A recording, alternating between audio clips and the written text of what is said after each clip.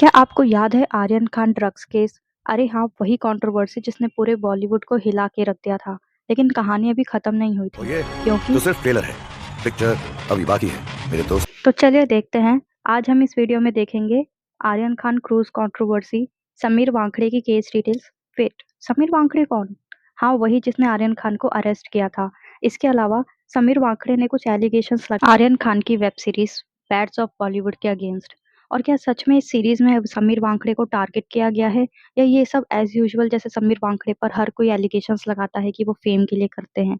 क्या उन्होंने ये केस भी बस फेम के लिए किया है? सबसे पहले बात करते हैं आर्यन खान कंट्रोवर्सी की, जहां से ये सब शुरू हुआ है। आर्यन खान कंट्रोवर्सी 2021 में स्टार्ट हुई थी 2 अक्टूबर को। पूरा इंसिडेंट ये था कि मुंबई से गोवा जा रही एक लग्जरी कॉर्डेलिया क्रूज शिप थी, जहां पर एनसीबी यानी कि नारकोटिक्स कंट्रोल ब्यूरो ने छापा मारा था। इस ऑपरेशन के जो जोनल डायरेक्टर थे वो समीर वांकड़े थे। उन्होंने ही इस केस को पूरा लीड किया। ऐसा कहा जा रहा था कि क्रूज पर ड्रग्स पार्टी चल रही है। छापे के दौरान आर्यन खान, उनके दोस्त अरबाज मर्चेंट और कुछ लोगों को हिरासत में लिया गया। लेकिन अगले दिन यानी कि 3 अक्टूबर 2021 को एनसीबी ने आर्यन खान को गिरफ्तार कर लिया। एनसीबी का कहना था कि आर्यन के पास ड्रग्स मिले हैं। इतना ही नहीं, आर्यन ने ये भी एक्सेप्ट किया था कि वो पिछले 4 सालों से ड्रग्स का इस्तेमाल कर रहे हैं। यहाँ से ये बात साफ हुई थी कि आर्यन खान ड्रग्स तो यूज कर रहे थे, लेकिन अभी तक ये बात क्लियर नहीं हुई थी कि आर्यन के पास कुछ है या नहीं। इसका मतलब जब एनसीबी ने आर्यन को अरेस्ट किया था, उस टाइम आर्यन के पास ड्रग्स नहीं थे। हालांकि उनके फ्रेंड्स के पास ये ड्रग्स मिले थे। इंस्पेक्शन के दौरान एनसीबी को कुछ व्हाट्सएप चैट्स भी मिली थी, जिसमें आर्यन और अनन्या पांडे के बीच ड्रग्स और गांजे की बात चल रही थी। जिसमें आर्यन ने अनन्या से पूछा कि क्या अनन्या पांडे ड्रग्स का इंतजाम करवा सकती हैं। इतना ही नहीं, जैसे ही ये चैट सामने आई थी तो नेटिजन्स ने तो ये बोलना शुरू कर दिया था, बॉलीवुड के स्टार किड्स ड्रग्स कल्चर का हिस्सा है। ये सब वेस्टर्न कल्चर का इन्फ्लुएंस है। लेकिन बाद में ये चैट्स को ओल्ड कॉन्वर्सेशन बोल के इग्नोर कर दिया गया। इसके बाद कोई भी प्रूफ नहीं मिला कि जो उनके अगेंस्ट ये बोले कि आर्यन इस क्रूज शिप में गिल्टी है। इसका मतलब सबसे पहली चीज जो थी, आर्यन के अगेंस्ट तो कोई प्रूफ नहीं मिला था। सेकंड चीज, उन्होंने एक्सेप्ट किया कि वो ड्रग्स ले रहे हैं, लेकिन उनके पास से कोई ड्रग्स नहीं मिला। इसके अलावा अगर हम देखें तो लॉ के अकॉर्डिंग आर्यन के कुछ टेस्ट होने थे, जिसके बाद उनको अरेस्ट से छोड़ देना चाहिए था। लेकिन एनसीबी ने उन्हें फिर भी 22 दिनों तक जेल में रखा। अब यहाँ सोचने वाली बात यह है कि अगर आर्यन के पास कोई ड्रग्स नहीं मिले थे, तो एनसीबी ने उनको 22 दिनों तक जेल में क्यों रखा? इनफैक्ट इतना ही नहीं, जेल में रखने के बाद उनकी 2 बार बेल भी रिजेक्ट हो गई थी। यहाँ पे कोई सेंस नहीं बनता, क्योंकि इन माय ओपिनियन अगर आर्यन खान उस टाइम पर ड्रग्स कंज्यूम कर रहे थे, लेकिन उनके पास कोई ड्रग्स मिले नहीं थे। इनफैक्ट इतना ही नहीं, उनके पास कोई ड्रग्स ना मिलने पर उनके सिर्फ सिंपली कुछ टेस्ट होने के बाद उनको इजीली बेल मिल सकती थी। अब 28 अक्टूबर 2021 को बॉम्बे हाई कोर्ट ने उन्हें बेल दे दी। फिर 2022 में आर्यन खान के खिलाफ कोई भी मेजर प्रूफ्स ना मिलने पर उनको क्लीन चिट दे दी। इसका मतलब उनके पास ना तो किसी तरह के ड्रग्स मिले थे, और ना ही उन पर किसी भी तरह की ड्रग डीलिंग का सबूत मिला था। इसीलिए कोर्ट ने उन्हें नॉट गिल्टी बोल दिया, और वो पूरी तरह से नॉन गिल्टी साबित हो गए। अब फोकस किया एनसीबी ऑफिसर समीर वांखड़े पर, क्योंकि उन पर आरोप लगे हैं कि उन्होंने केस को जानबूझकर हाईलाइट किया और आर्यन खान को फेमस होने की वजह से टारगेट बनाया। एंड ऐसा बोला गया कि समीर वांकड़े ने इस केस को क्लोज करवाने के लिए शाहरुख खान से 25 करोड़ की डिमांड करी थी। क्या इसका मतलब ये था कि समीर वांकड़े जानबूझकर इस केस को हाईलाइट करना चाहते थे, ताकि टाइम आने पर वो शाहरुख खान से 25 करोड़ की डिमांड करी? ऑल्दो शाहरुख के लिए ये कोई बड़ा अमाउंट नहीं था, लेकिन एनसीबी ऑफिसर जो कि एक नॉर्मल सैलरी में अपना घर चलाते हैं, हो सकता है कि उन्होंने रिश्वत की मांग करी हो और इंटेंशनली इस केस को एक्सटेंड किया हो, ताकि वो टाइम आने पर अपना रिश्वत मांग सके। हालांकि समीर वांकड़े आज भी अपने आप को निर्दोष बताते हैं। बात करें अगर प्रेजेंट में, समीर वांकड़े केस जो उन्होंने रिसेंटली नेटफ्लिक्स पर लॉन्च हुई web series bads of Bollywood पर ये बोलते हुए फाइल किया है कि इस सीरीज में उनको इंटेंशनली टारगेट किया गया है। सीरीज में उनके कैरेक्टर को गलत तरह से पोर्ट्रे किया है। अगर आपने सीरीज देखी होगी तो आपको पता होगा कि सीरीज में एक एनसीबी ऑफिसर के कैरेक्टर को गलत तरह से पोर्ट्रेट किया गया था, जिसमें एनसीबी ऑफिसर कॉमन पीपल को छोड़कर बस सेलिब्रिटीज को टारगेट करके लाइमलाइट में आना चाहता था। इनफैक्ट उस ऑफिसर का फेस कट और समीर वांकड़े का फेस कट काफी सिमिलर था, जिसमें वो ऑफिसर एक कॉमन पीपल के पास ड्रग्स मिलने पर भी उसको इग्नोर कर देता है और अपने पार्टनर को बोलता है कि स्टार किड्स पर फॉलो करो या फिर सेलिब्रिटीज़ पर फोकस करो, क्योंकि वही चीज़ है जो उनको लाइमलाइट देगी और उनकी इनकम में इंक्रीज़मेंट करेगी।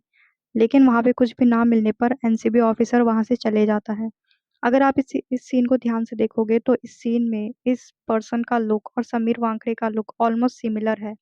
इनफैक्ट इतना ही नहीं, दोनों के हाव-भाव और दोनों की पर्सनैलिटी में भी काफ़ी सिमिलैरिटीज़ देखने को मिलती है। आर्यन के केस में भी यही हुआ था। उनके पास कोई भी ड्रग्स ना मिलने पर उनको 22 दिनों तक जेल में रखा गया, जबकि एज़ पर लॉ कोई प्रूफ ना मिलने पर कुछ टेस्ट होने के बाद आर्यन को बेल दी जा सकती थी। बट क्योंकि वो शाहरुख खान के बेटे थे, तो इस केस को इंटेंशनली स्ट्रेच किया गया। इनफैक्ट इतना ही नहीं, उनके फ्रेंड अरबाज मर्चेंट जो थे, उस केस का क्या हुआ, वो कहाँ है, इसके बारे में किसी ने ज़्यादा बात नहीं करी। सारा फोकस सिर्फ आर्यन खान पर था, हालांकि उनके पास कोई ड्रग्स अवेलेबल भी नहीं थे। मेन चीज़ ये है, अगर उनके पास कोई ड्रग्स अवेलेबल नहीं थे, तो मीडिया में उनको इतना हाइलाइट क्यों किया गया? इनफैक्ट उनका जो फ्रेंड अरबाज़ मर्चेंट है, क्या आपने उसके बारे में ज़्यादा न्यूज़ सुनी? मैंने नहीं सुनी। इनफैक्ट किसी ने भी नहीं सुनी होगी, क्योंकि वो सेलिब्रिटी। तो अब बात करते हैं कि क्या ये सब रियल है या फिर स्कैम? और क्या इस सीरीज़ में सच में समीर वांकड़े को टारगेट किया गया है या नहीं? आइए देखते हैं। तो बात करते हैं कि क्या समीर को जानकर टारगेट किया गया है या ये सब बस स्कैम है, या ये सब बस फेमस होने के लिए दोबारा समीर वांकड़े की कोई स्ट्रैटेजी है। इन माय ओपिनियन समीर वांकड़े को इस सीरीज में जान के टारगेट किया गया है, क्योंकि अगर आप इस कैरेक्टर को देखोगे और इस सीन को देखोगे तो आपको एक पल के लिए भी नहीं लगेगा कि ये समीर वांकड़े से अपोजिट कोई अनदर पर्सन है जो एक एक्टिंग कर रहा है। मैंने जब ये सीरीज देखी, मुझे एक पल के लिए ऐसा लगा कि ये समीर वांकड़े खुद आ गए हैं, क्योंकि उनका लुक, उनका फेस कट और उनकी पर्सनैलिटी, इनफैक्ट जिस तरह वो बात कर रहे थे, वो सारा सब कुछ एकदम समीर वांकड़े से कॉपीड लग रहा था। तो मुझे ऐसा लगा कि हाँ, उनको एक तरह से कॉपी किया जा रहा है, उनको दिखाया जा रहा है। लेकिन हो सकता है ये उनकी रियल इमेज हो, क्योंकि आर्यन के पास कोई ड्रग्स नहीं मिले थे, फिर भी उनको जानकर 22 दिनों तक जेल में रखा गया, उनकी बेल भी रिजेक्ट करी, जो कि एक बेसलेस चीज़ थी। तो मुझे लगा कि अगर आर्यन खान को ये सब सफ़र करना पड़ा उनकी वजह से, तो उन्होंने अपनी सीरीज़ में उनका कैरेक्टर इस तरह से दिखाया है। लेकिन सिर्फ़ इसको समीर के नाम पे जज करना ही गलत होगा, क्योंकि ऐसे बहुत सारे ऑफ़िसर्स हैं जो लाइमलाइट के लिए, पैसे के लिए बॉलीवुड सेलिब्रिटीज़ को टारगेट करते हैं।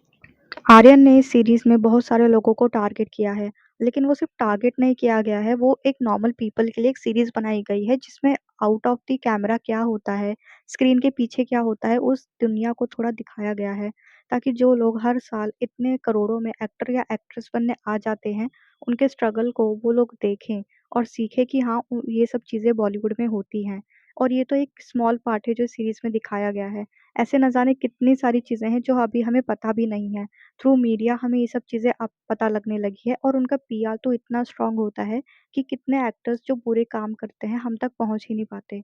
इस बारे में हम और भी बातें करेंगे, लेकिन अभी अगर हम बात करें इस सीरीज में समीर के कैरेक्टर को लेके, तो मेरे अकॉर्डिंग आर्यन खान ने सिर्फ समीर को ही नहीं, हर उस ऑफिसर को टारगेट किया है समीर जो सिर्फ वांकड़े के और सिर्फ एलिगेशंस अपने डायरेक्ट और बेनिफिट्स के लिए शॉकिंग है। चीज़ों को उन्होंने टारगेट दिल्ली करके हाई उस कोर्ट केस में में ऐड पिटीशन करते फाइल हैं। की है। उनका कहना है कि इस वेब सीरीज में उनके कैरेक्टर को जानबूझकर बनाया गया ताकि उन्हें बदनाम किया जा सके। सीरीज में ऑफिसर के कैरेक्टर का अपीयरेंस, बात करने का तरीका, यहाँ तक कि उनका ट्रेडमार्क डायलॉग सत्यमेव जयते भी इसका मजाक उड़ाया गया है। समीर वांकड़े इसे पर्सनल वेंडेटा बता रहे हैं। उनका कहना है कि यह series calculated hit job. Sameer ने राइट टू रेपुटेशन का हवाला दिया है। उन्होंने रेड चिलीज एंटरटेनमेंट और नेटफ्लिक्स से मेन 2 डिमांड करी है। पहला कि सीरीज से उनके सीन्स को हटा दिया जाए, दूसरा डिफेमेशन और उनकी इमेज को रुइन करने के लिए 2 करोड़ रुपए का हर्जाना दिया जाए। अब ये पूरा मैटर कोर्ट में है। अगर बात करें इस केस की, तो ये केस थोड़ा कॉम्प्लेक्स ज़रूर है, लेकिन इस सीरीज की वजह से उनकी पर्सनल लाइफ इम्पैक्ट हो रही है, तो उनको अपनी और अपनी फैमिली के लिए स्टैंड लेना सही है। इनफैक्ट ज़रूरी भी है, क्योंकि हो सकता है समीर ये सब फेम के लिए कर रहे हों, क्योंकि उनकी हिस्ट्री में उनके अगेंस्ट ब्राइबरी के चार्जेस लगे हैं, लेकिन किसी भी बात का कोई प्रूफ नहीं है। अभी की सिचुएशन के अकॉर्डिंग ऐसा लग रहा है कि ये केस थोड़ा स्ट्रेच हो सकता है due to its link up with celebrities. अब आप बताएं, क्या आर्यन खान सच में अपनी सीरीज के जरिए बदला ले रहे हैं? क्या ये सब पब्लिसिटी बटोरने का एक तरीका है? क्या आप सोचते हैं कि एक रियल लाइफ कंट्रोवर्सी को सीरीज के मजाक के तौर पर दिखाना सही है? अपनी राय हमें कमेंट बॉक्स में ज़रूर बताएं। इस वीडियो को लाइक करें, चैनल को सब्सक्राइब करें, और अब हम मिलते हैं बॉलीवुड